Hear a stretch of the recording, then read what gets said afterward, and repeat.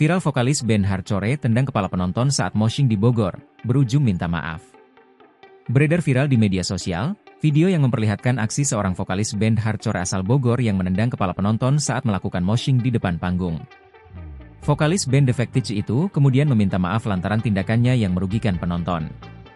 Peristiwa ini ramai di media sosial, salah satunya akun X Bacot Tetangga Selasa, 31 Desember 2024. Mulanya dalam video terlihat penampilan dari band Defected yang sedang melantunkan lagu bergenre hardcore di atas panggung. Para penonton pun tampak menikmati aksi panggung dari band tersebut sambil moshing atau berjoget dengan memutarkan kepala. Tiba-tiba vokalis wanita yang terbawa suasana itu mendekati para penonton dan menendang kepala beberapa orang di antara mereka. Penonton yang kepalanya ditendang pun sempat kaget dan berusaha melindungi diri. Atas beredarnya video tersebut, warganet ramai mengecam tindakan sang vokalis lantaran dinilai tak pantas meskipun hanya merupakan sebagian aksi panggung. Tak berselang lama, vokalis wanita yang biasa dipanggil Cimeng itu pun melakukan klarifikasi dan permintaan maaf.